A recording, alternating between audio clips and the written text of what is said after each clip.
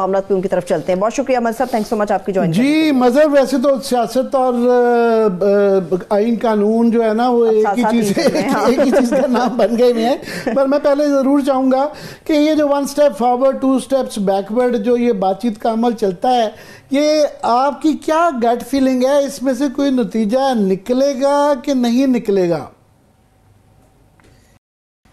शुक्रिया आमिर। सरवत, देखिए अभी सरवत कह रही थी कि हमने अदलिया पर बात कर ली, अब थोड़ी सियासत पर बात करें। मेरा ख्याल है अदलिया पे जो बात हो रही थी वही सियासत हो रही है। दुरुस्त कह रहे हैं।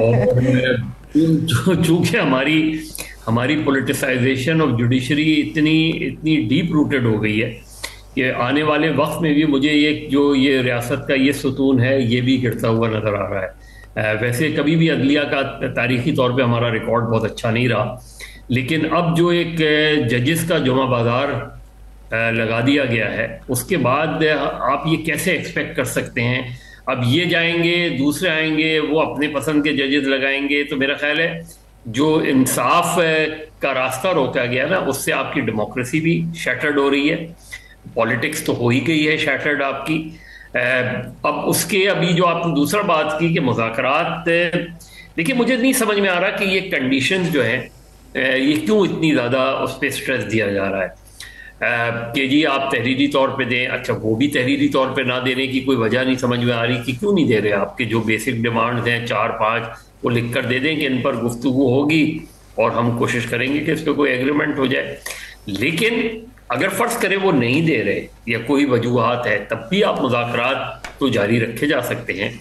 इसलिए कि अल्टीमेट जो चीज काउंट करती है वो ये करती है कि एग्रीमेंट हुआ क्या या नहीं हुआ एग्रीमेंट। और जब एग्रीमेंट होता है तो दोनों फरीक जो है उस पर दस्तखत करते हैं, और बाकी जो मुज़ाकरात के दौरान गुफ्तगू होती है उसमें तलखी भी आती है, ऊपर नीच भी ऊंच नीच भी होती है, उसमें कहीं कशीदगी भी आती है, कहीं आप क्या कभी कभार वॉकआउट हो जाता है, कभी कभार बॉयकआउट हो जाता है। ये सारे एक मुज़ाकरात का प्रोसेस का हिस्सा होती हैं ये सारी चीज़ें।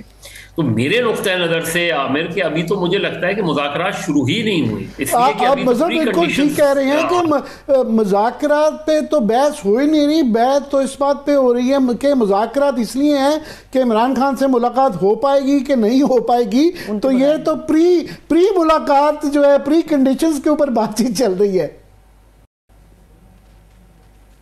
नहीं, मैं वही कह रहा हूं कि अब देखें, जैसे फर्ज करें ये इमरान खान साहब के से मुलाकात का मसला है तो हमेशा यही होता है। अब ये जो पीटीआई खुद कह रही है, पीटीआई वाले, कि जी हम ऐसी जगह पे मुज़ाकरात करना चाहते हैं जहां बगिंग डिवाइस ना लगी हो, जहां एक कैमरे नहीं लगे हों। तो उसका एक तरीक़ाकार तो जो रहा है माजी में वो ये रहा है कि अगर फर्ज करें जो लीडर जिन पार्टी से मुज़ाकरात करना चाहते हैं वो जेल में हैं, तो आप करते ये हैं कि आप उनको किसी एक गेस्ट हाउस या रेस्ट हाउस में शिफ्ट कर देते हैं, वहां उनकी पार्टी के लोग आके उनसे मुलाकात करें, उनसे गाइडलाइन लें और जाके फिर मुज़ाकरात में हिस्सा लें और फिर वो करें।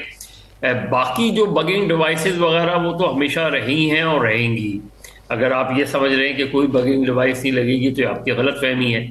तो मेरा ख्याल है पीटीआई भी, मुझे लगता नहीं कि पीटीआई भी बहुत ज़्यादा इंटरेस्टेड नज़र आती है मुज़ाकरात में, और गवर्नमेंट टाइम बाइंग कर रही है, शायद पीटीआई भी कर रही हो। उनके जहन में अगर कहीं ना कहीं किसी कोने में 20 जनवरी लगा हुआ है तो वो अलग बात है, लेकिन अदरवाइज बाज़ाब्ता मुज़ाकरात शुरू होने में अभी भी मुझे लग रहा है कि वक्त लग रहा है।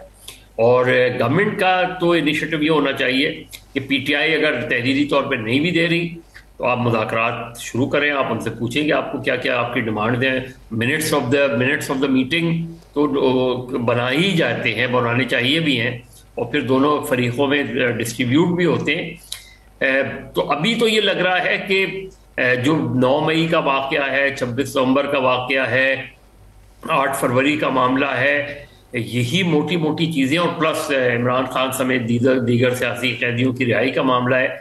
इन 4-5 के अलावा तो मुज़ाकरात और चीज़ों पे तो नहीं होंगे। वो तो फिर बाद में अगर एग्रीमेंट हो जाता है तब आप उस रियलिटीज को तय करते हैं। मगर ये तो ऑब्वियस बात थी कि पीटीआई जो है इसलिए आमादा हुई है कि उनको कहीं ना कहीं से कुछ ये उम्मीद दिलाई गई थी, जिसका वो इशारों में जिक्र भी करते रहे हैं कि इसमें से कुछ उनको मिलेगा।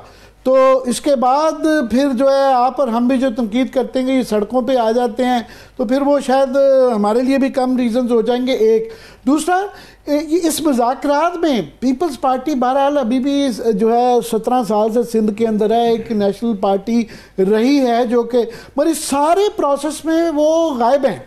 और उनकी हालत मुझे लगता है कि दफ़ा एमक्यूएम वाली हो गई है कि वो बिल्कुल जब ये 26वीं तरमीम होती है तो छाती ठोक के वो आगे बिलावल होते हैं। बाद में जब उनकी वो फिर कुछ उनको लिफ्ट नहीं मिलती तो हर दूसरे तीसरे दिन बयान आता है कि हुकूमत से हम बड़े नाला हैं, हमें पंजाब में वजारतें दें या यहाँ पे कोई मैरीटाइम मिनिस्ट्री में दें, हमारे ब्यूरोक्रेट एडजस्ट करवाएं। तो डिमांड जब पूरी नहीं होती तो कुछ ना कुछ एक आधी प्रेस कॉन्फ्रेंस आती है, अदरवाइज वो इररिलेवेंट होके रह गए हैं।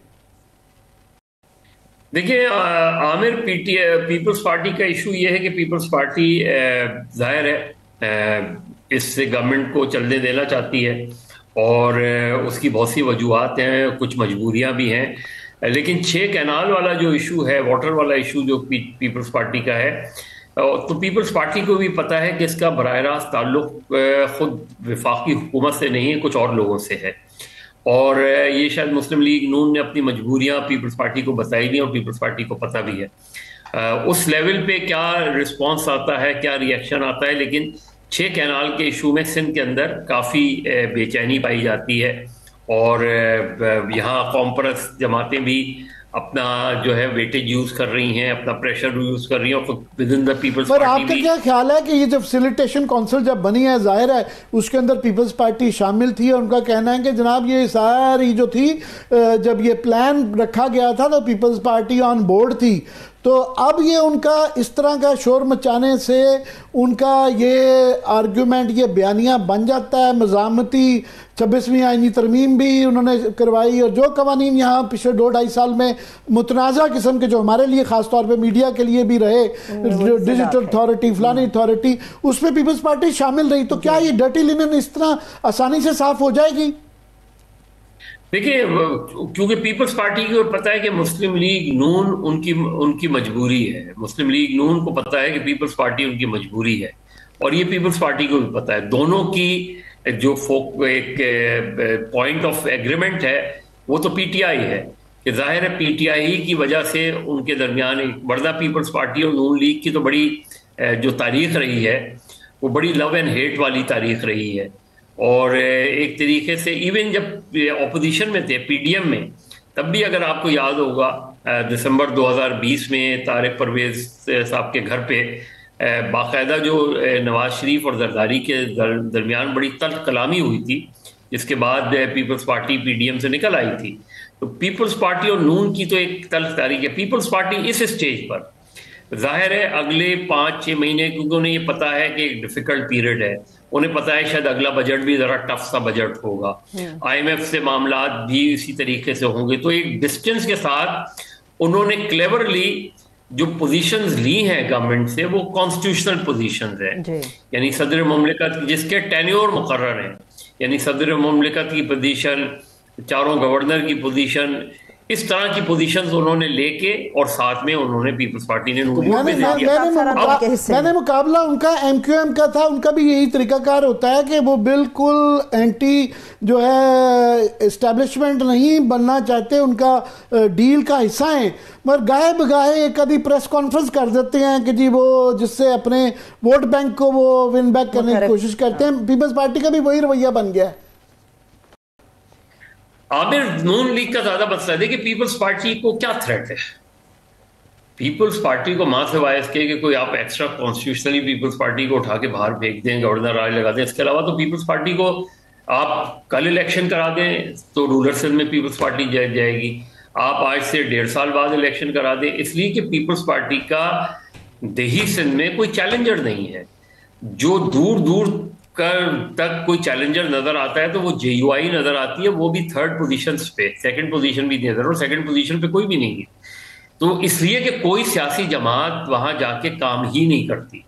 जब सियासी जमातें वहां जाके काम नहीं करेंगी तो आपके पास कोई चैलेंजर नहीं होगा, तो आप इसी तरीके से इलेक्शन जीतते चले जाएंगे। उसमें शायद हो सकता है अपने, अगर वो 10,000 वोट से जीत रहे हैं तो उसको 30,000 कर दें, 25,000 कर दें, लेकिन पीपल्स पार्टी का अभी तक दही सिंध में कोई चैलेंजर नहीं है। जो इलेक्शन दिलचस्प होगा और जो सियासत दिलचस्प हो रही है वो हो रही है कराची हैदराबाद में, जिसका लिसानी रंग भी नजर आता है, जिसमें जाहिर है इस वक्त जो एमक्यूएम का मसला है, एमक्यूएम की अपनी मजबूरियां हैं, एमक्यूएम बिल्कुल हाथ बंधे हुए हैं उसके, और जबान पर जो है वो टीके लगे हुए हैं। जो टीके उस वक्त हटाए जाते हैं जब जब कुछ बोलने की इजाजत होती है। तो इस तरह की तो एमक्यूएम है।